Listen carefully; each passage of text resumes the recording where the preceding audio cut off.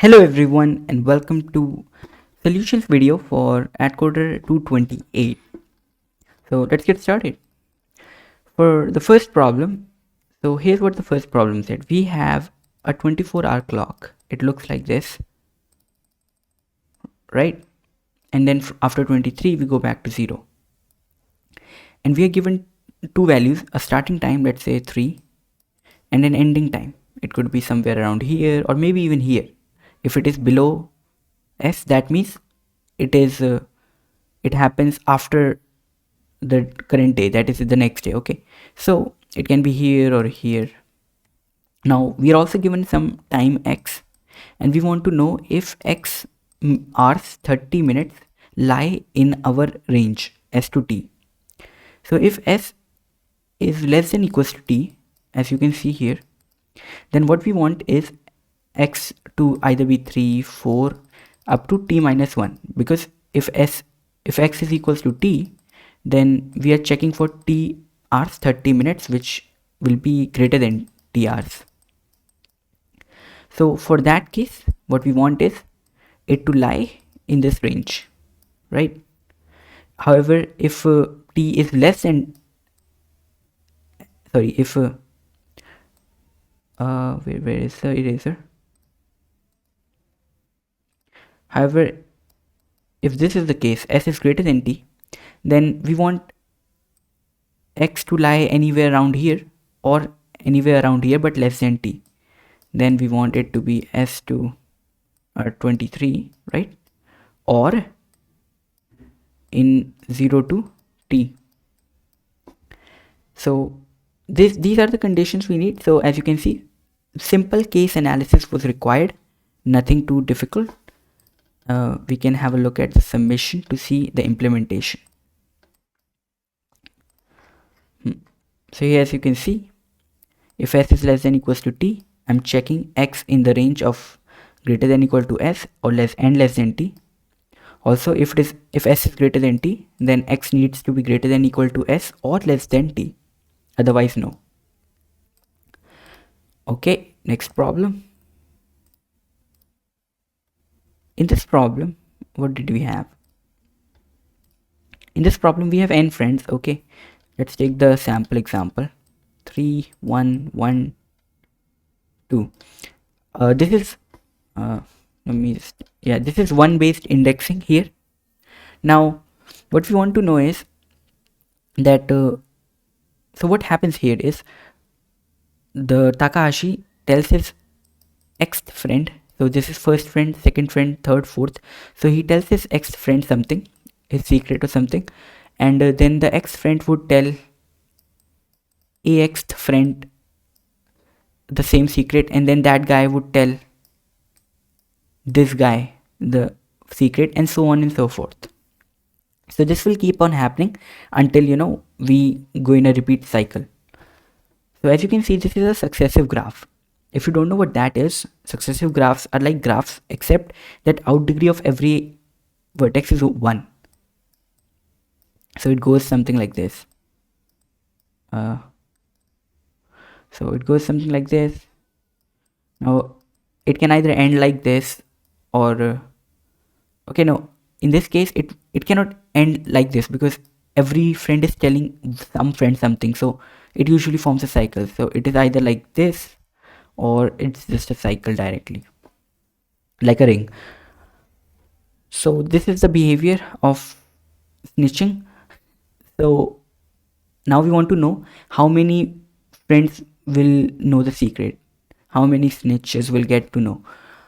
So to do that, as you can see, our basic DFS in the direction the friends are telling each other, if we just keep traversing until we find a cycle, right, then we will know how many friends have known the secret now. So there are multiple ways to do. You can do it in classical way of making a adjacency list and then using a visited array. I did it a little bit differently because there's only one successive node, so you don't need DFS. You can just iterate like this. By the way, please, okay, so what you can do is while, so we can start from x, and while this is not, this is a useless condition, forget it, this is just while true. I'm an idiot. So what we are going to do, we are storing the visited vertices in this set, and if we have visited the current vertex, then break out. Otherwise, insert the vertex into the visited set and then move on to the next vertex. Here I'm subtracting 1 to go from 1 based indexing to 0 based indexing, and then the total number of visited vertices would be the total number of friends that got to know the secret. And yeah, this was also pretty simple. Now let's move on to the next problem. So problem C, n students are taking, okay, so here there are n students and 4 exams happen, okay, on day 1, day 2, day 3, day 4. In every exam, student can get from 0 to 300 marks, and we are given how many marks every student got. Student, okay, so student, what am I doing? It is like, so these are the days, and then students is here.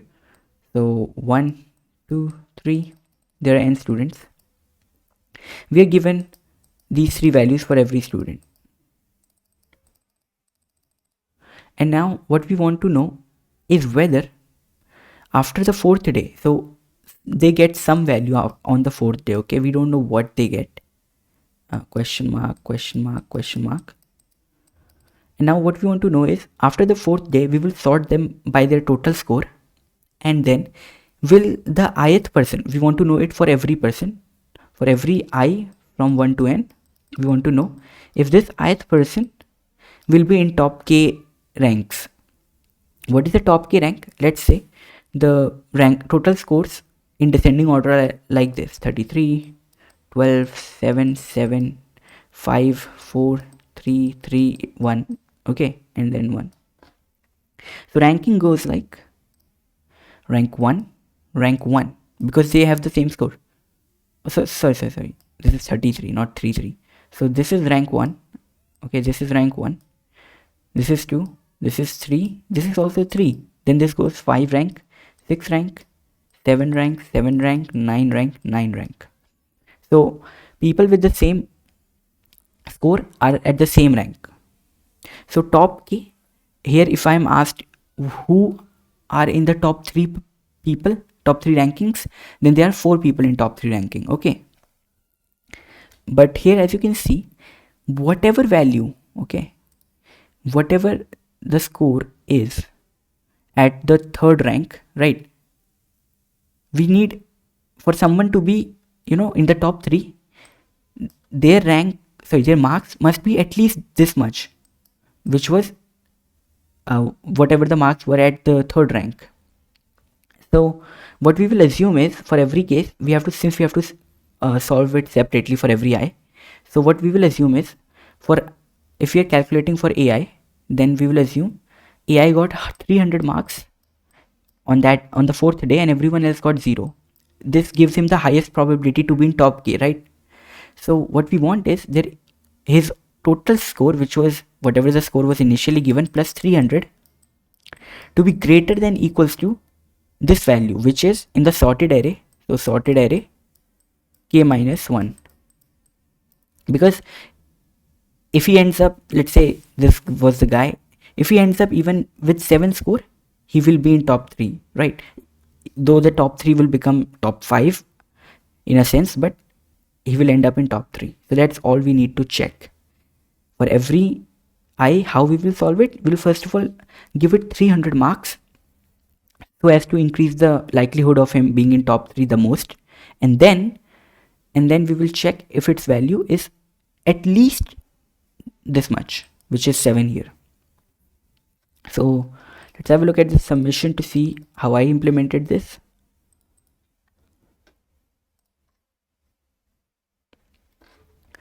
So here I take input nk, and then for every n I take the initial 3-day score, I get the sum, and then I push it into arrays, a lot of duplication, and then I sort one of them, because I keep maintain 2 because I wanted to sort one of them, and also to maintain the initial ordering, because I have to answer in the initial order. Now required is bk minus 1, the array which was sorted, right? It was sorted in descending order, and then for every x in a, we are gonna check if it gets 300 marks on that day and everyone else gets 0, will it become greater than equals to required value? If so, print yes, otherwise print no.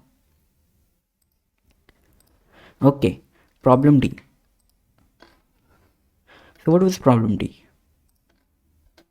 In problem D, we have a huge array of 2 to the power 20 elements. Okay, just erase this and use black.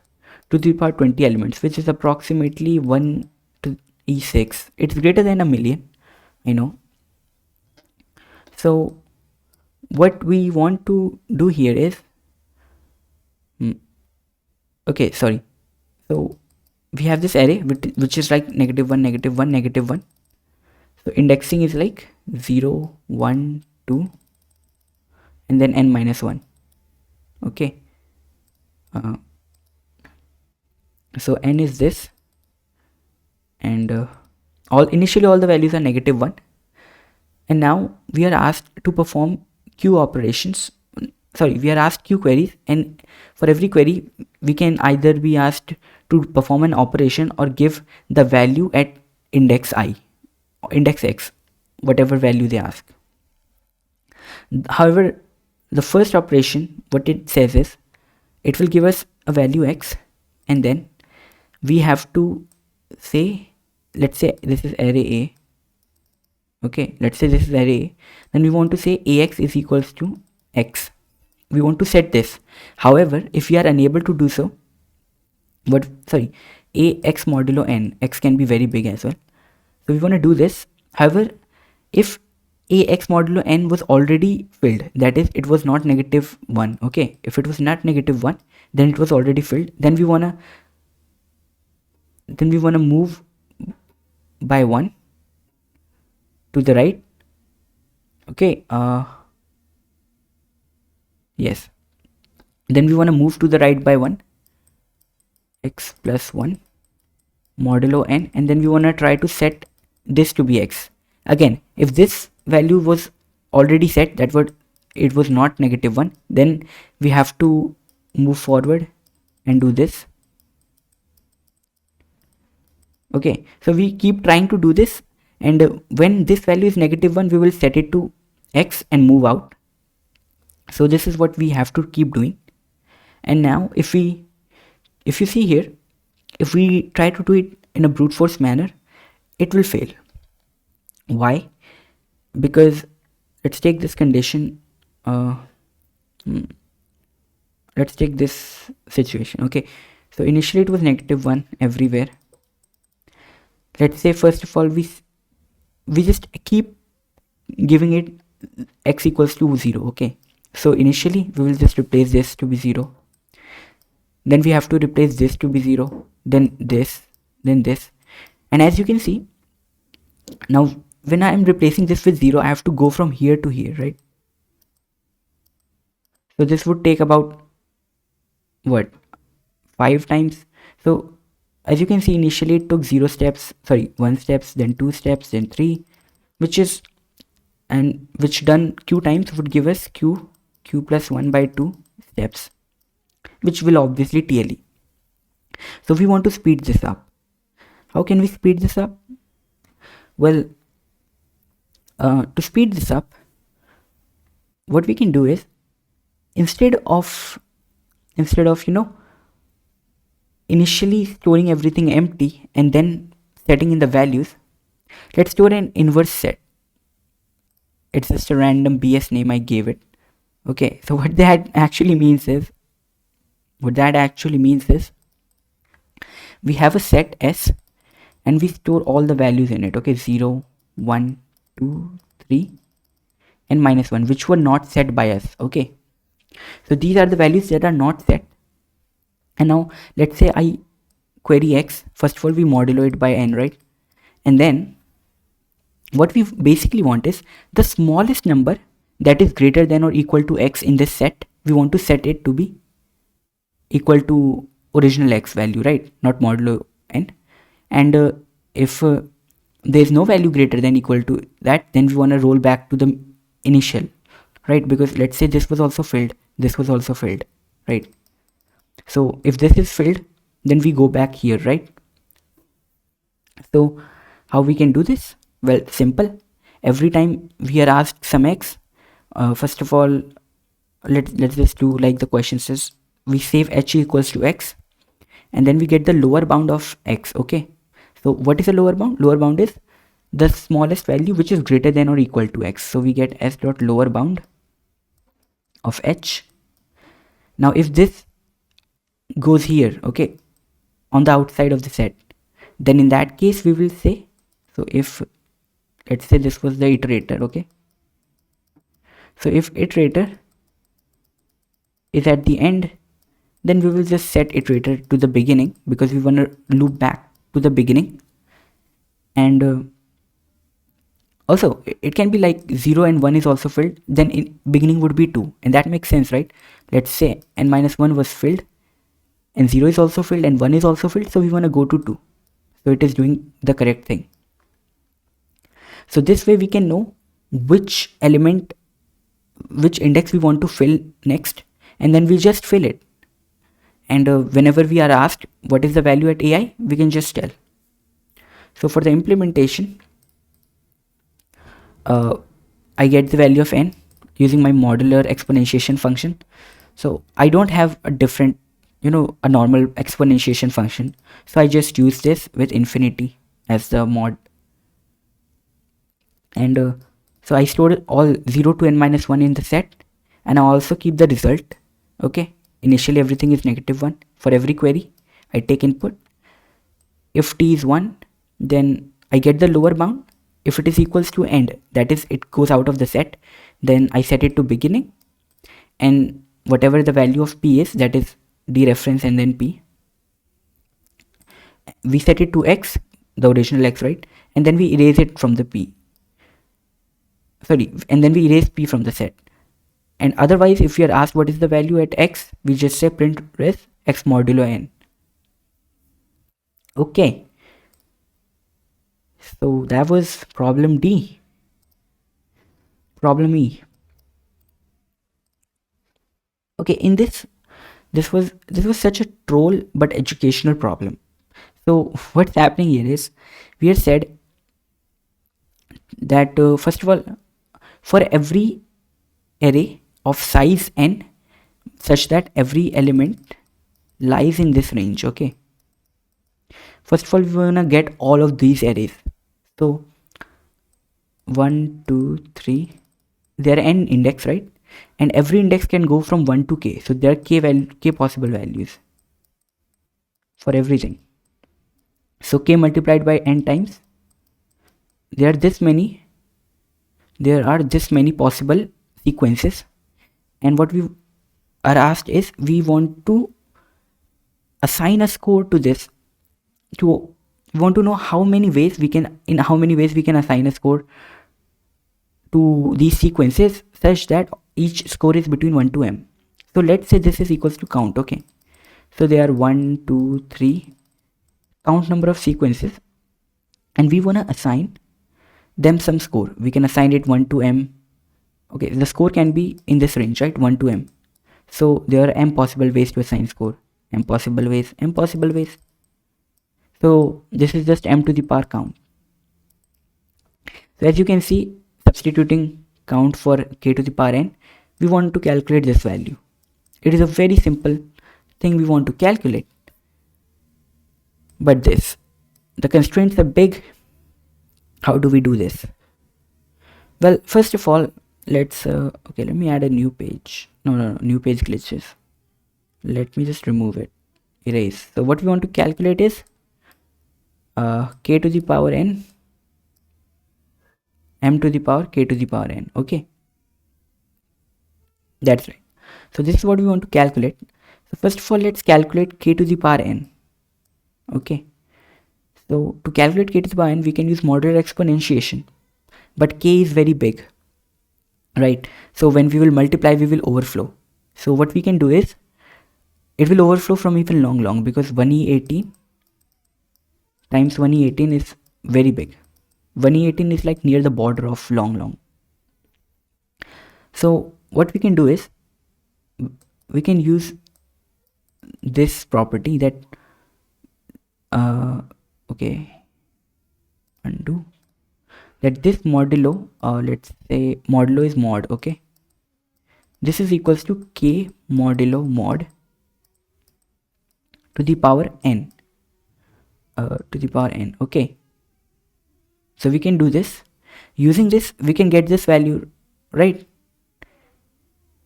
Is what you might be thinking. But here's the catch. We don't want to calculate this modulo mod. We want to calculate it something else. Why? Because, okay, let me draw a side thing. Okay, so x to the power y modulo m is equals to x modulo m to the power y and then entire of modulo m. We cannot modulo the power, okay? It's not like x to the x modulo m to the power y modulo m. We cannot do this. This is wrong. And okay, you might not know, you might not have known this, and that's why you might have gotten WI. But now here, so how can we calculate this? Okay, because as you can see, if we cannot do y modulo m, then that means we don't know what, we want the absolute value. We cannot get some mod value, right? Because it is in power of something. That's right. But Fermat's little theorem states that a to the power m minus 1, was it m minus 1? Yeah, is equals to 1 when m is prime. Okay. Sorry, 1 modulo m. Modulo m. Okay. So this is what Fermat's theorem states. You might have used it because, and then you separate one a out from this, and then you get am minus 2. So am minus 2 is the modular inverse of a. So that comes from here. So am minus 1 is 1 when we are taking modulo, okay? So that means a to the power x is equals to a to the power x modulo m minus 1, right? Because let's say m minus 1 is 5, okay, and x is 12. Then x to the power 12 can be written as x to the power 5 multiplied by x to the power 5 multiplied by x to the power 12. These go to 1 by Fermat's little theorem. So what we are left with is 2. So eraser. So here, that means x to the power y modulo m, y modulo m is equals to x to the power, okay, so x modulo m to the power y modulo m minus 1, where m is prime. Okay, m needs to be prime for this. So using Fermat's little theorem, which states that for every a to the power m minus 1, we get 1. So we just take the remainder with m minus 1. So using this, we know that we don't want this modulo m, this modulo mod, we want this to be modulo mod minus 1. So what we want to calculate is not this. We want to calculate k to the power n modulo mod minus 1. And we can do this again simply by, we do k modulo mod minus 1, right? This is in bracket to the power n, our normal modular exponentiation we can do, and then we get this value, let's call it count, okay, and then we just have to do the normal m to the power, m modulo mod to the power count modulo mod, which is again simple modular exponentiation. And this is the solution. But there is a catch. There's a very, very nasty edge case which made me get WA all the time. I got 7 WAs and wasn't able to get accepted. And the edge case is that okay, so what if K is 0? Okay, what if K is 0? Sorry, not K cannot be 0. What if K is equals to mod minus 1? Okay, in that case we will get 0 here. And what if N is okay, so what if K is equals to mod minus 1? Okay, mod minus 1. In that case our count value will become 0, right?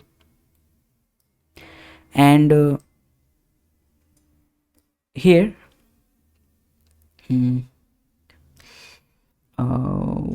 where am I? So if K is this and M was mod, okay, so if this was 0, then 0 to the power anything goes 0, right? Except it is 0. So this count becomes 0. Okay, so count is 0, and M is mod, so M also becomes 0. So we get a 0 to the power 0, right? Which is actually undefined. However, this is not true 0 to the power 0, because this 0 wasn't actually 0. This 0 was okay, sorry, I took the wrong case. Let's go over it again. Okay, so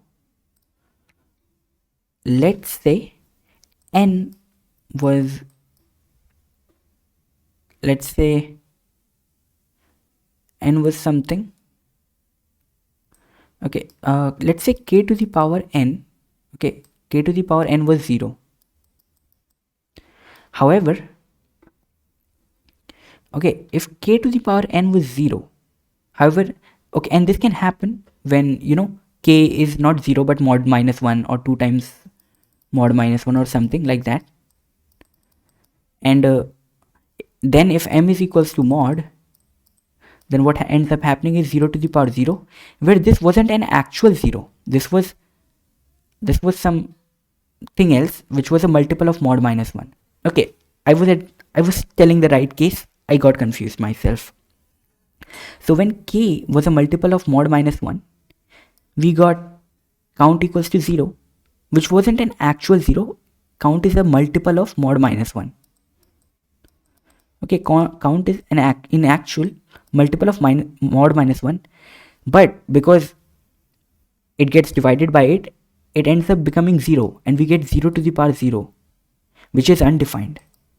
However, since this is not actual 0, this is some greater value, and 0 to the power some non-zero value. Okay, some non-zero value is 1, sorry, is 0. So what we want is, in the case 0 to the power 0 is being asked by our code, we want to return 0 and not 1. And why I'm specially mentioning this is because CP algorithms code returns 1. Now this is an undefined case. You can return whatever suits your implementation. So here we had to make sure that for 0 to the power 0 we wanted 0. And the implementation is right here. So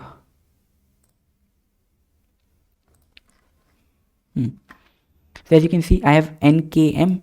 I take k modulus minus 1, and then I get the count with mod minus 1 as the mod, and this is just some paranoid checking.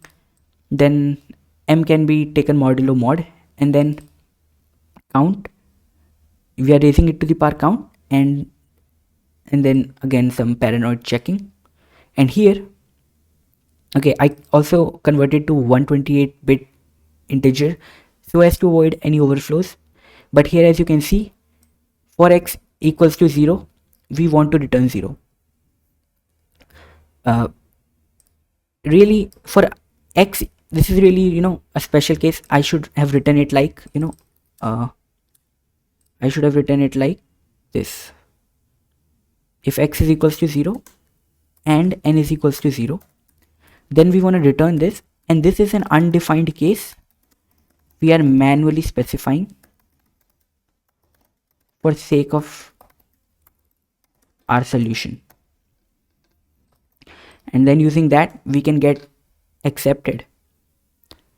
So yeah, that was it. That was it. I had a pretty bad rank today because that test case ruined me. Not even in top 1000. Am I dropping again? I dropped again. Cyan next contest, definitely. So yeah, that was it. Hope you enjoyed. Leave a like, subscribe, and bye.